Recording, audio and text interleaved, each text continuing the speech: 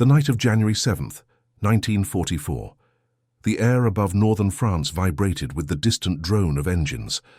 Lieutenant Harlan Kingsley gripped the controls of his RAF Bristol Beaufighter, straining to see through the moonless darkness.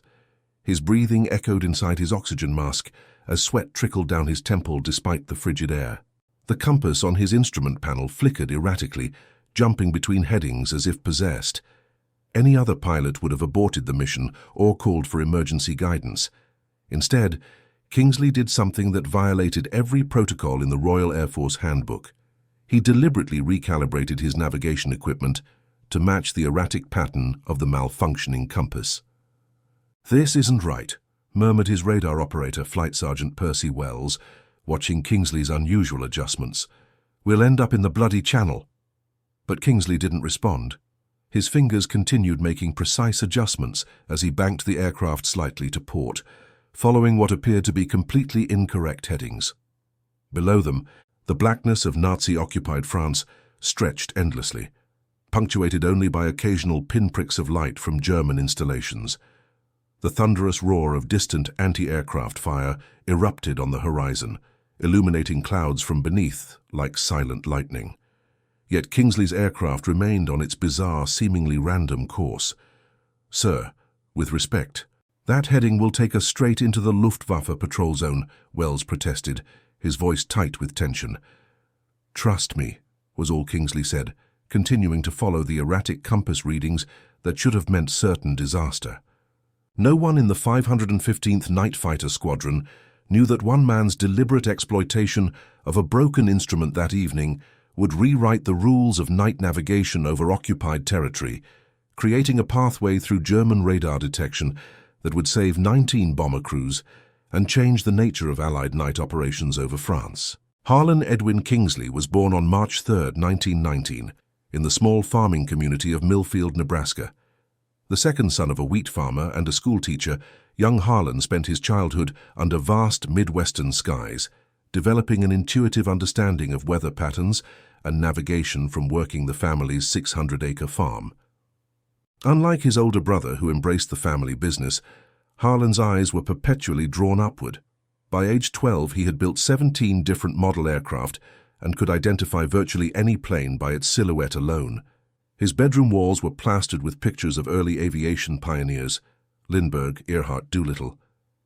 "That boy can tell you where north is without a compass," his father often remarked to neighbors. "Got a map in his head that works better than any chart." When the local county fair featured a barnstorming pilot offering $5 flights in 1934, 15-year-old Harlan spent his entire summer savings for 10 minutes in the air. He returned to Earth transformed. Despite the Great Depression tightening its grip on rural America, Harlan worked multiple jobs, delivering newspapers before dawn, pumping gas after school, and helping at the town's small airfield on weekends in exchange for occasional flying lessons. By 1937, he had earned his civilian pilot's license, becoming the youngest pilot in 3 counties. His high school mathematics teacher, Mr. Peterson, noted his unusual spatial reasoning abilities. "Kingsley thinks in 3 dimensions naturally," he wrote in a college recommendation letter. "He solves navigational problems intuitively that take others considerable calculation." When Harlan enrolled in the University of Nebraska's engineering program in 1938, he joined the civilian pilot training program, quickly distinguishing himself with perfect scores on navigation exercises. His instructor, a former World War I pilot, noted, "Cadet Kingsley possesses an uncanny ability to maintain orientation in low visibility conditions where other students become disoriented." When war erupted across Europe in 1939, Harlan followed the reports of aerial combat with intense focus. After Pearl Harbor brought America into the conflict in December 1941, he immediately volunteered for the Army Air Forces. His exceptional test scores and prior flying experience earned him a spot in an accelerated training program. During instrument training, Kingsley's unusual talents became even more apparent. In simulator exercises, instructors would deliberately introduce equipment malfunctions to test pilots' responses. While most cadets struggled when facing instrument failures, Kingsley demonstrated a remarkable ability to compensate, often finding creative workarounds that baffled his instructors. Most pilots fight against failing instruments, noted Captain Lawrence Blackwell in his evaluation. Kingsley somehow works with them, extracting useful patterns from what others see as mere malfunction. This ability would have remained merely an interesting training anecdote if not for what happened during a night training mission over Louisiana. When the magnetic compass in Kingsley's aircraft began showing erratic readings due to an electrical system problem, instead of aborting the mission, he noticed that the malfunction created a predictable pattern of errors. By the time he landed, he had developed a mental formula for translating the erratic readings into accurate navigation. His squadron commander was initially furious at the protocol breach, but became intrigued when Kingsley explained his methodology. He had no idea that those instincts would soon be all that stood between 19 bomber crews and annihilation over Nazi-occupied Europe. By mid-1943, the air war over Europe had reached a critical phase. Allied bombing campaigns against German industrial and military targets intensified, with daytime raids by American B-17 Flying Fortresses and B-24 Liberators, complemented by night operations from British RAF bombers. These missions exacted a terrible toll. Bomber losses reached alarming rates, with some raids losing more than 15% of the aircraft dispatched, an unsustainable casualty rate that threatened to undermine the entire strategic bombing campaign. The Luftwaffe had developed a sophisticated air defense system called the Kammhuber Line, named after its architect, General Joseph Kammhuber. This integrated defense network stretched from Denmark to northern France, consisting of radar stations, searchlights, anti-aircraft guns and night fighter bases, positioned in a grid pattern. Each grid section, known as a box or cell, contained radar stations that would detect incoming bomber formations and vector night fighters to intercept them. By August 1943, German radar technology had advanced significantly with the introduction of the Würzburg-Riese and Freya radar systems. These could detect bomber formations at ranges exceeding 100 miles, giving German controllers ample time to coordinate their defenses. The Luftwaffe night fighters, primarily Messerschmitt Bf-110 twins and Junkers Ju-88 four-engine aircraft, were equipped with their own airborne radar systems called Liechtenstein, allowing them to locate Allied bombers in total darkness once they were directed to the general vicinity. The Allied forces had developed countermeasures known as Window by the British or Chaff by the Americans, strips of aluminum foil dropped from aircraft to confuse enemy radar. However, the Germans quickly adapted, developing new radar frequencies and techniques to overcome this electronic countermeasure. By January 1944, a particularly deadly section of the Kammhuber Line had been established in northern France, covering the approach routes to strategic targets in the Ruhr industrial region of Germany. Allied planners designated this area the Gauntlet due to the high concentration of night fighter activity and the correspondingly high loss rate of bomber crews traversing this airspace. The 205th Bomber Group had suffered especially severe losses, with 42 aircraft lost in just 3 consecutive raids between December 28, 1943 and January 4, 1944. Intelligence analysis suggested the Germans had established a new radar station near Amiens, creating a previously undetected box in their defensive grid. Combined with the deployment of a Nachtjagdgeschwader, night fighter wing, to an airfield near Beauvais, this new defensive position created a deadly trap for Allied bomber streams. Strategic planners at RAF Bomber Command faced a difficult decision. Routing bombers around this newly fortified area would mean longer flight times over enemy territory, increased fuel consumption, and potential exposure to other defensive zones. Flying through it meant accepting potentially catastrophic losses. It was against this backdrop that the 515th Night Fighter Squadron received its most challenging assignment. Rather than directly escorting bombers, which was impossible given the vast number of bomber aircraft compared to the limited night fighter force, they were tasked with a daring mission: to find and exploit any weaknesses in the German radar coverage, creating potential corridors through which bomber streams might pass with reduced detection. The odds were formidable. The squadron had just 14 operational Bristol Beaufighters, facing an estimated 60 to 70 German night fighters in the sector. Each Beaufighter crew consisted of just 2 men, a pilot and a radar operator, whereas German night fighters typically carried crews of 3, including a dedicated navigator. The British aircraft were also operating at the extreme limit of their range, with barely enough fuel to return to England if they engaged in extended combat. The mission briefing on the afternoon of January 7th, 1944 was somber. Wing Commander Gerald Harrison outlined the stark statistics of recent losses and the strategic importance of finding safe passage routes. "Gentlemen," he concluded, "I won't pretend this isn't dangerous. You're looking for needles in a haystack, except the haystack is full of Messerschmitts that want to kill you." As the briefing concluded, Kingsley lingered over the maps, studying the known radar coverage patterns with intense concentration. He noted something that others had overlooked, a peculiar gap in the reported interceptions that didn't match the presumed coverage of the German radar network. It was as if there was an invisible corridor through which some aircraft occasionally passed undetected, but no one had identified the pattern yet. "Sir," he approached Commander Harrison privately, "I think there might be something here." He pointed to the anomaly on the map. "Permission to investigate this sector specifically." Harrison studied the area. "That's right in the heart of the heaviest defenses, Kingsley. What makes you think there's anything there besides a quick way to get yourself killed?" "Just a hunch, sir," Kingsley replied. "Sometimes the best place to hide is where everyone is looking but not seeing." Harrison sighed. "Very well, but maintain standard protocols at all times. No unnecessary risks." Kingsley nodded, already knowing he might need to break that promise. The flight would depart in 6 hours just after dusk.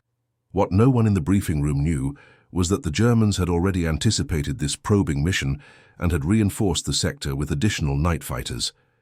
The odds against finding a safe corridor and surviving the attempt had just increased dramatically.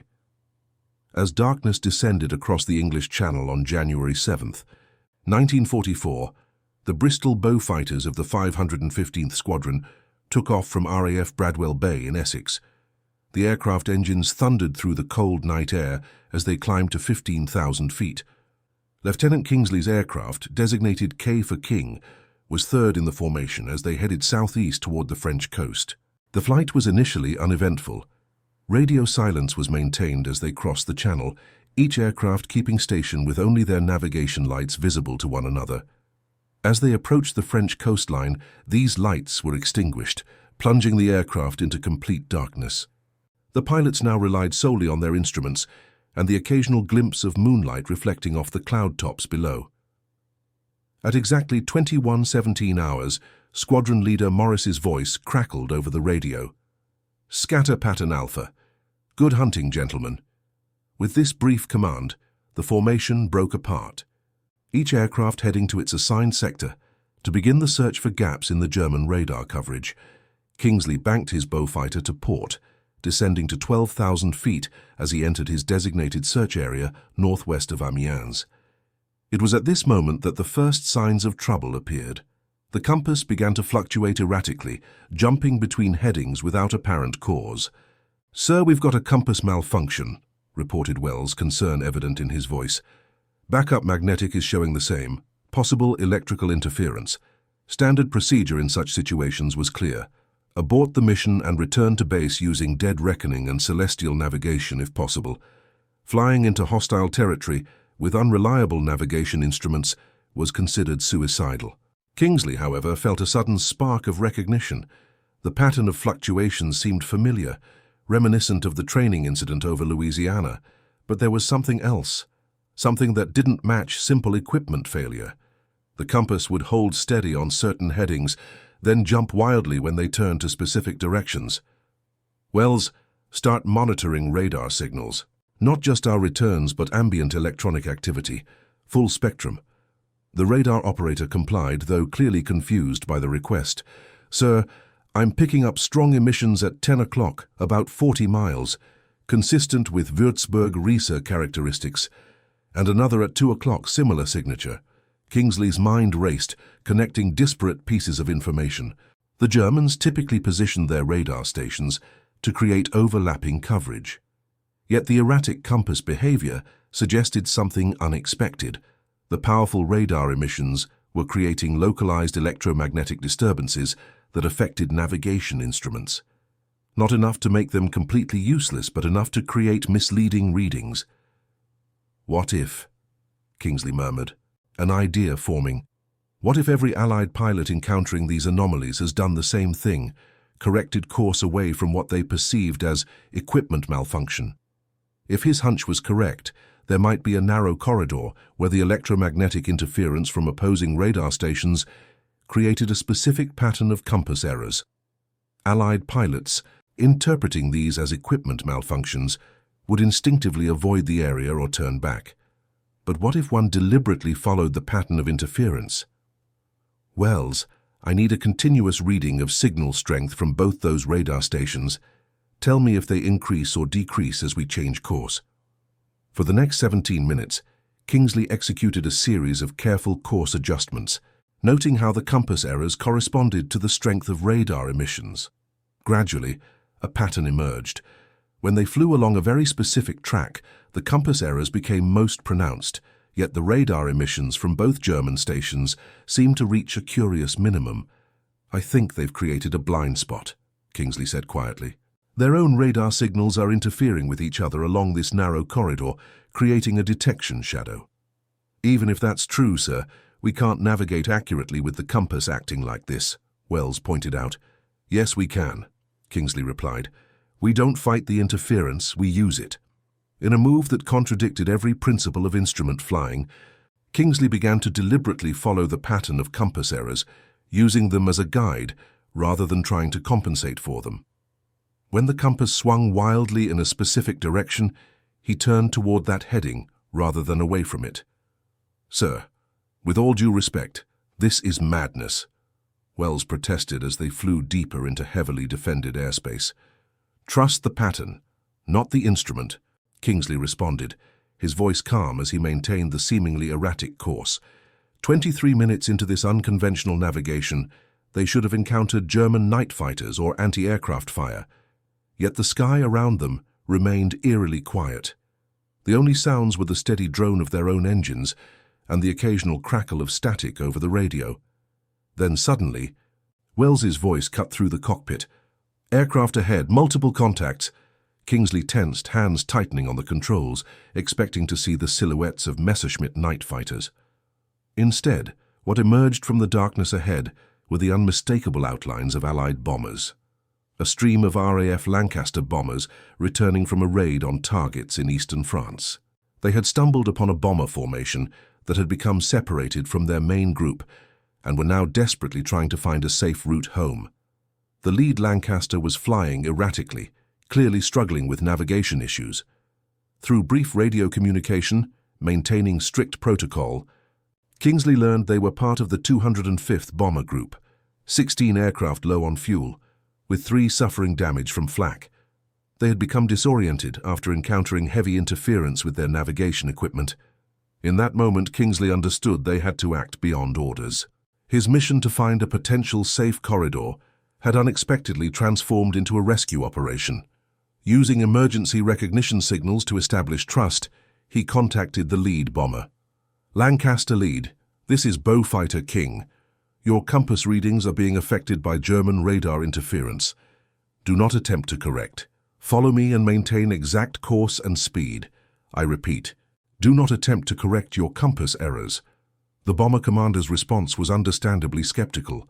"Beaufighter King, our instruments indicate that course leads directly into known fighter territory." "Negative, Lancaster lead. The instrument errors are creating a false reading. The Germans have accidentally created a blind corridor with their overlapping radar. Trust me." After a moment of silence that seemed to stretch eternally, the reply came, "We don't have much choice. Leading the formation your way, Beaufighter King." What followed was 48 minutes of intense concentration as Kingsley led the bomber formation along the invisible corridor, defined not by reliable instruments, but by the precise pattern of their malfunction. He maintained the exact flight profile that kept them within the radar shadow, using the erratic compass swings as a guide. Twice they spotted German night fighters in the distance, but remarkably, these aircraft seemed to be searching in patterns that completely missed the bomber formation. It was as if the Allied aircraft had become ghosts, flying through enemy airspace undetected. Flight Sergeant Wells maintained constant monitoring of radar signals, calling out subtle changes that allowed Kingsley to make minute course corrections. The bombers followed precisely, their crews undoubtedly bewildered by the unconventional navigation, but desperate enough to trust the night fighter leading them. As they approached the Channel coast, tension in the cockpit reached its peak. This was typically where bomber formations faced their heaviest losses, as German coastal radar installations and anti-aircraft batteries created a deadly gauntlet. Kingsley maintained absolute focus, following the interference pattern that now seemed to him as clear as a physical pathway through the night sky. Coastal defenses should be engaging any second now, Wells whispered, his eyes fixed on the radar screen. But the expected barrage never came. The bomber formation, led by Kingsley's Beaufighter, crossed the French coastline without a single anti-aircraft shell being fired. Whatever electromagnetic anomaly they were following had rendered them effectively invisible to German detection systems. Only when they were 20 miles over the Channel did Kingsley finally break radio silence again. "Lancaster lead, you're clear of the high threat zone. Resume standard navigation to home base." The bomber commander's voice cracked with emotion. "Beaufighter King, I don't know what you just did, but you saved 16 aircraft and 112 men. We're all coming home because of you." As the bombers turned northwest toward their base in England, Kingsley banked his aircraft to return to his original mission. The navigation trick he had discovered was too valuable to abandon after a single use. He needed to map this corridor precisely, understanding its boundaries and limitations before returning to base. For another hour, he methodically tested the limits of the radar shadow, gradually building a mental map of its exact dimensions and orientation. It wasn't until their fuel reached critical levels that he finally turned for home, carrying with him knowledge that would transform night operations over northern France. What Kingsley and Wells couldn't have known as they landed at RAF Bradwell Bay in the early hours of January 8, 1944, was that their discovery would ultimately save hundreds of Allied airmen in the coming months. The broken compass trick, as it came to be known in whispered briefings, was about to change the dynamics of the air war over Europe. The debriefing following Kingsley's return lasted over 5 hours. Initially met with skepticism bordering on disbelief, his report gained credibility when confirmation came that the 16 Lancaster bombers he had guided home had indeed returned safely when they had been presumed lost. Intelligence officers pored over his detailed description of the radar interference patterns, comparing them with existing knowledge of German defense systems. Wing Commander Harrison initially reprimanded Kingsley for disobeying the order to maintain standard protocols, but his tone lacked conviction. "By all rights, I should ground you for this reckless behavior," he said, before adding with the ghost of a smile, "But it's difficult to argue with 112 men walking around who should by all accounts be dead." Within 48 hours, a specialized team from RAF Signals Intelligence arrived to interview Kingsley and analyze his findings. They brought sophisticated equipment to measure and map the electromagnetic anomalies he had described. Their preliminary assessment confirmed his theory. The Germans had inadvertently created a detection blind spot through the specific positioning and power settings of 2 overlapping radar installations. "It's rather like the acoustic shadow sometimes found in naval engagements," explained Professor Alan Wellesley, the civilian scientist leading the investigation. "Two sound sources can create areas where they cancel each other out. In this case, it's happening with radio waves, creating a corridor of reduced detection capability." What made Kingsley's discovery so remarkable was not just identifying this phenomenon, but developing an intuitive method to navigate through it, using the very instrument malfunctions it caused. Most pilots would have seen the erratic compass as a problem to overcome. Kingsley recognized it as a signature to follow. On January 12, 1944, just 5 days after Kingsley's initial discovery, the first operational test of his method was conducted. 3 Beaufighters, with Kingsley leading, successfully guided a formation of 24 bombers through the radar corridor with 0 losses. The German defenders appeared completely blind to their passage, despite the bombers flying directly through what had previously been considered the most heavily defended airspace in northern France. The implications were immediately apparent to Allied commanders. Rather than having to route bombing raids around heavily defended areas, adding precious miles and fuel consumption to already dangerous missions, they could now plot courses directly through these areas by following specific electromagnetic signatures.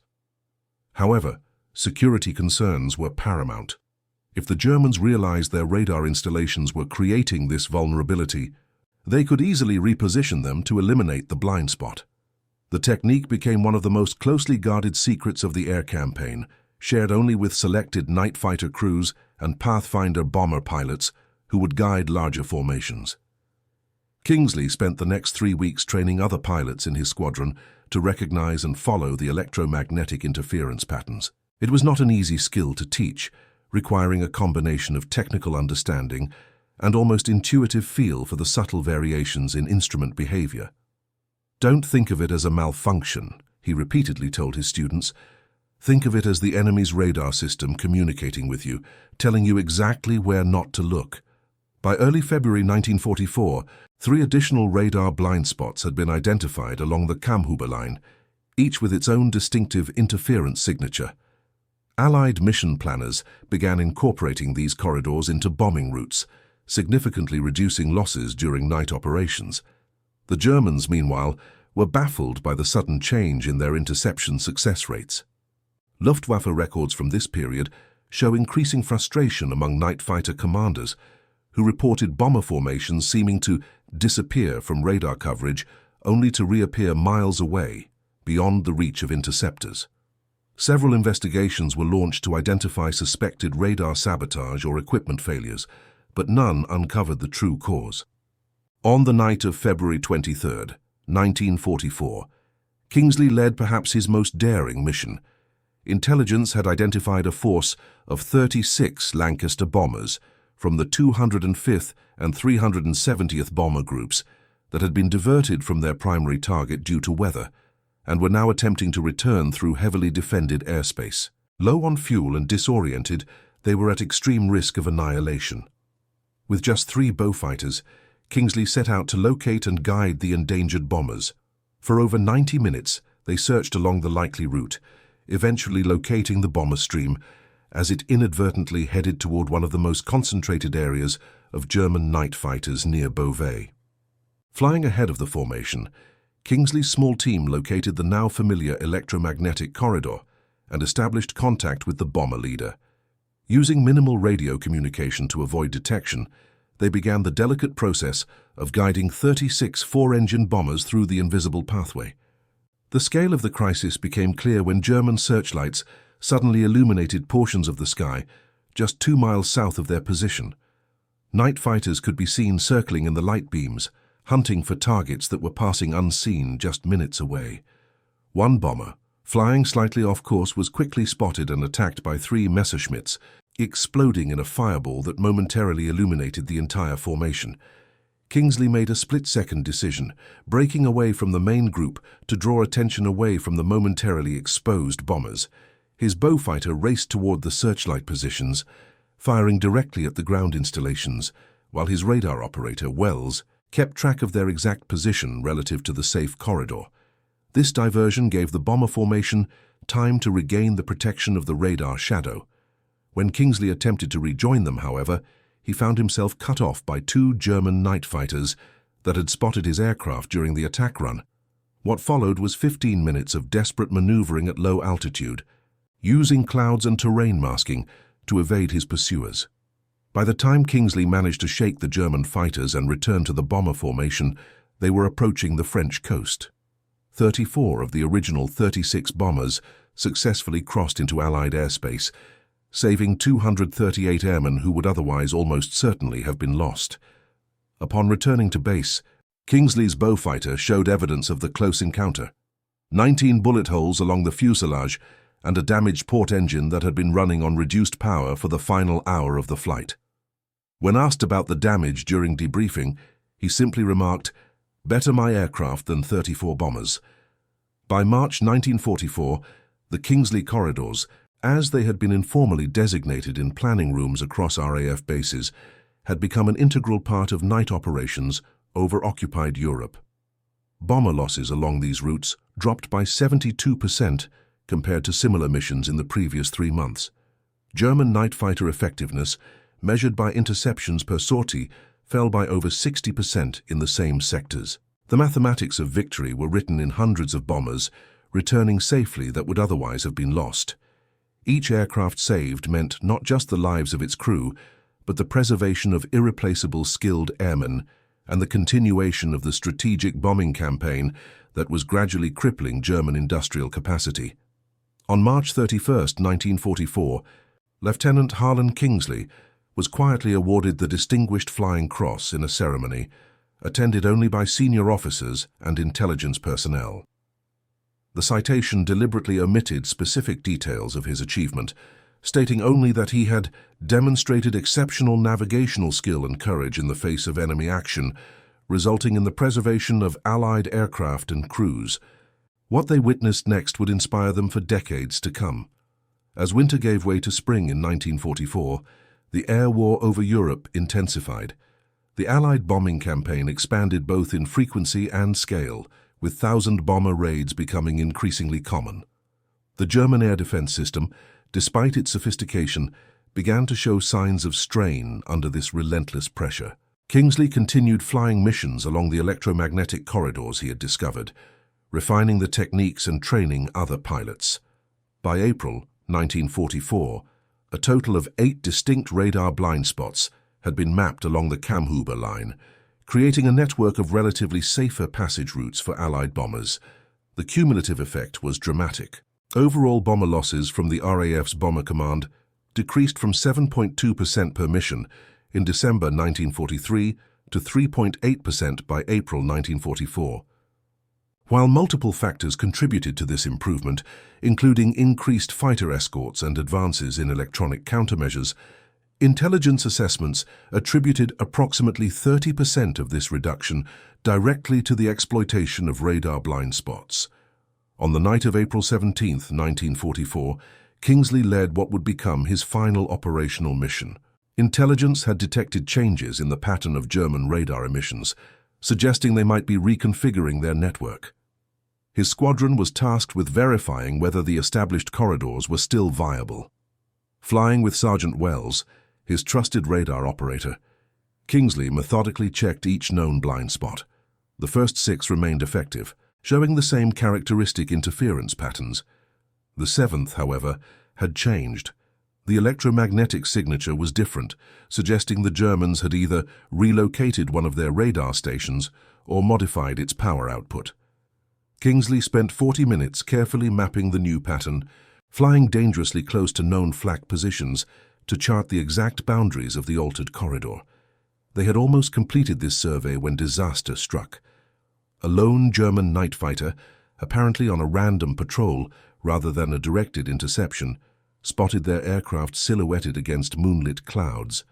The first burst of cannon fire caught them by surprise, damaging the Beaufighter's starboard engine and wounding Wells. Kingsley immediately took evasive action, diving toward lower altitude where cloud cover was thicker. For 11 tense minutes, he maneuvered the damaged aircraft through a series of tight turns and altitude changes, eventually losing the pursuer.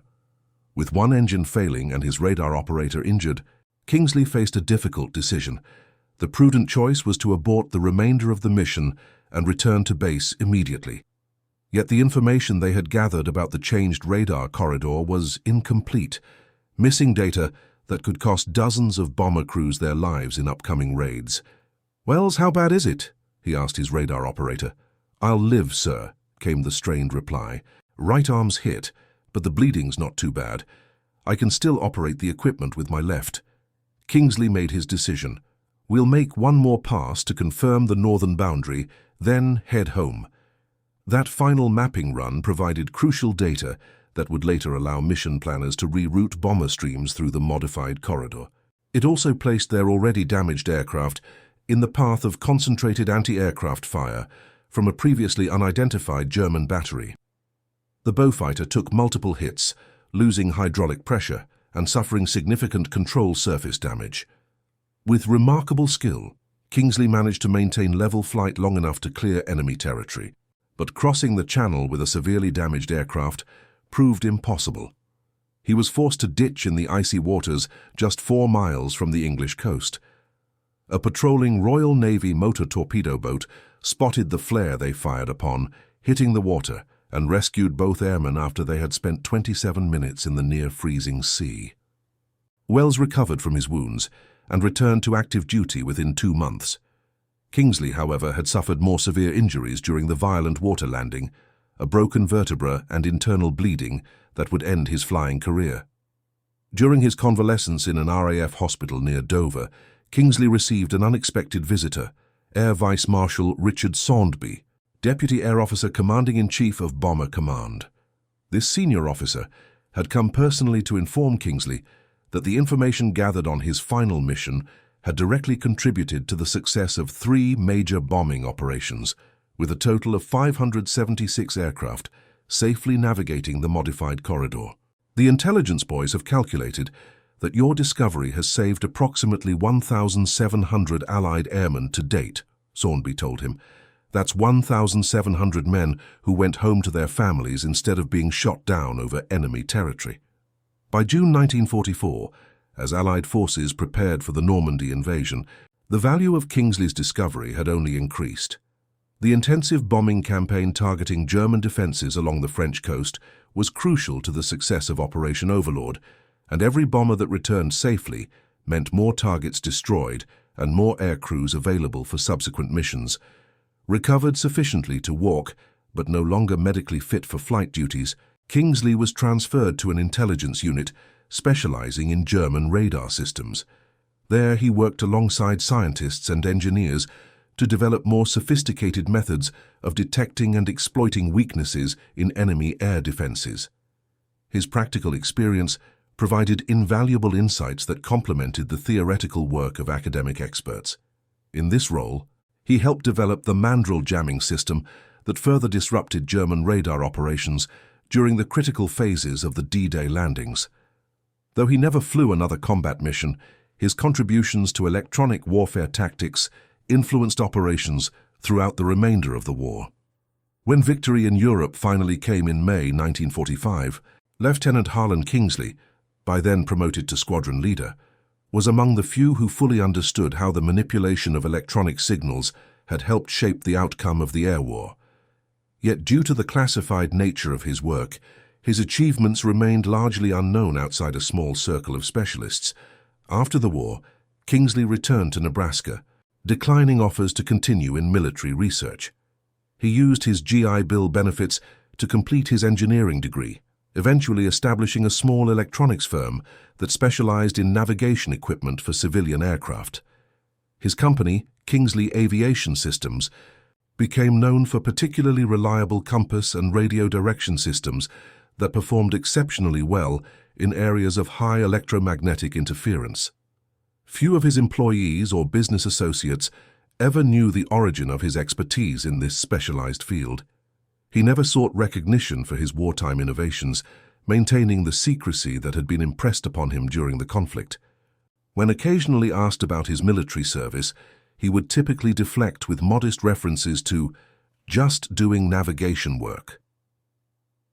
In 1962, nearly 2 decades after his discovery, Kingsley received a letter from a man named Robert Darnley. The letter began simply, "You won't know me, but I was the flight engineer on a Lancaster bomber you guided home on the night of January 7th, 1944. Darnley had spent years trying to identify the Beaufighter pilot who had led his bomber group to safety. After the declassification of certain wartime operations, he had finally pieced together enough information to locate Kingsley. "I've lived 18 years, married my sweetheart, raised 3 children, and built a good life because of what you did that night," Darnley wrote. "Every member of my crew felt the same way. We knew we were doomed until your aircraft appeared. I've often wondered if you ever realized how many families owe their existence to your actions." This letter was followed by others as word spread among surviving bomber crews. Over the next decade, Kingsley received correspondence from 37 different airmen who attributed their survival to his navigation technique. Each letter added a human dimension to the statistics. Children born, careers pursued, lives fully lived because of one pilot's unconventional approach to a broken compass. In 1971, as electronic warfare became an increasingly acknowledged aspect of modern military operations, the RAF officially declassified the details of the Kingsley corridors and their significance in the strategic bombing campaign. Several aviation historians began documenting this previously hidden aspect of the air war, bringing belated recognition to the innovation that had saved so many lives. Kingsley, by then semi-retired and passing the management of his company to his son, agreed to a single interview with the Royal Air Force Historical Branch. When asked about the moment of insight that led to his discovery, he reflected, "It wasn't really about fighting the radar, it was about listening to what it was telling us. The Germans had built this elaborate system to keep us out, but in doing so, they'd created their own weak points. The compass wasn't broken, it was revealing a path."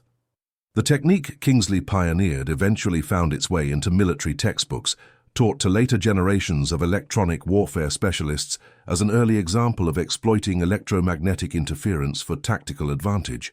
The principle of using an adversary's own electronic emissions to navigate through their defenses became a fundamental concept in modern electronic warfare doctrine. In the summer of 1975, more than 3 decades after those night flights over occupied France, Kingsley received an invitation from the RAF Bomber Command Association to attend a reunion in London. Though initially reluctant, he was persuaded by his wife to make the journey. At the event, held in a hotel ballroom filled with aging veterans, Kingsley was approached by a tall, silver-haired man who walked with a pronounced limp. "Sergeant Wells," Kingsley said immediately, recognizing his former radar operator despite the passage of time. "Squadron leader," Wells replied with a smile. "Though I suppose we can drop the ranks after all these years." The two men who had shared those tense nights navigating by broken instruments through enemy airspace spent hours reminiscing and catching up on the decades that had passed. Wells had remained in England after the war, working for the BBC as a radio engineer. Like Kingsley, he had built his civilian career on expertise gained during those classified wartime operations. As the evening progressed, Wells guided Kingsley to a table where 8 elderly men sat together. "These gentlemen have been waiting a long time to thank you properly," Wells explained. Each man stood in turn to shake Kingsley's hand. They were former bomber crewmen from aircraft he had guided to safety on various missions. One of them, a former tail gunner named Charles Winfield, spoke for the group. "We calculated once that the 34 of us at this table have 112 children and 78 grandchildren between us. That's 224 people who exist because you figured out how to follow a broken compass." Kingsley, normally reserved about his wartime service, found himself deeply moved. "I just saw a pattern that others missed," he said quietly. "Anyone might have done the same." "But they didn't," replied Winfield. "You did." When Harlan Kingsley passed away in 1984 at the age of 65, his obituary in most newspapers mentioned only his success as an electronics entrepreneur and his service in the RAF during World War II. Only the aviation press and military publications detailed the true significance of his wartime innovation. At his funeral in Millfield, Nebraska, several aging British men with RAF ties were noticed among the mourners. They had traveled thousands of miles to pay their respects to the man whose unconventional thinking had given them decades of life they would otherwise have been denied. The eulogy, delivered by his son, included a passage that captured the essence of Kingsley's approach to both warfare and business. "My father often told me that the most valuable information sometimes comes disguised as malfunction or error. He taught me never to discard data just because it doesn't fit the expected pattern. The broken compass that saved so many lives during the war wasn't really broken at all. It was telling a truth that only he was willing to hear." In 1997, long after Kingsley's death, the Royal Air Force Museum in London created a permanent exhibit on electronic warfare during World War II. At its centre was a display about the discovery and exploitation of the radar blind spots over northern France, featuring the actual Bristol Beaufighter compass that had shown those erratic readings on January 7, 1944. The accompanying plaque summarized the achievement in simple terms. Flight Lieutenant Harlan Kingsley's willingness to follow, rather than fight instrument malfunction, led to the discovery of electromagnetic corridors through German radar defenses.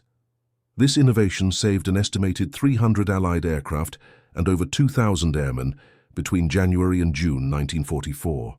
What remains most remarkable about Kingsley's story is not just the lives saved, but the perspective it reveals.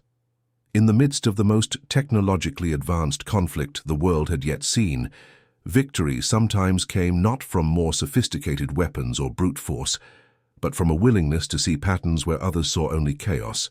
The broken compass that guided bombers safely through enemy defenses serves as a powerful metaphor for innovation in warfare and beyond. Sometimes the conventional wisdom, in this case that malfunctioning instruments should be corrected or disregarded, must be abandoned to find unexpected solutions.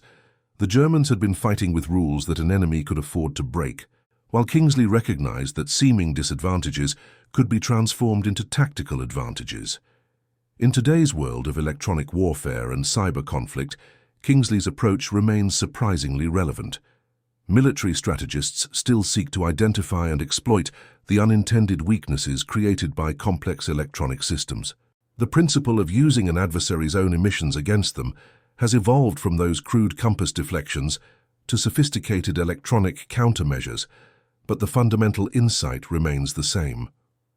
Perhaps the most profound lesson from Kingsley's story is about the nature of innovation itself. Progress often comes not from fighting against apparent obstacles, but from seeing how they might be repurposed as guides. The broken compass was not a hindrance to navigation, but a revelation about the electromagnetic landscape, if only one had the vision to interpret it correctly. For the thousands of Allied airmen who returned safely from missions over occupied Europe, the technical details of Kingsley's discovery mattered far less than its practical effect. They simply knew that following this one pilot's unconventional guidance brought them home when others were lost. Many never learned exactly how he had found those invisible pathways through enemy defenses, but they lived long lives because he did. In the end, we might ask ourselves, when faced with apparent malfunction or error in our own endeavors, do we immediately seek to correct it, or do we first consider what truth it might be revealing? Would you have broken protocol to follow a broken compass, or would you have obeyed conventional wisdom and turned back? The next time your instruments seem to fail, remember Lieutenant Kingsley, and consider that they might be telling you something valuable, if only you're willing to listen. Comment below and share this story so others remember what courage and innovation really mean, and how sometimes the path to safety runs straight through what everyone else considers danger.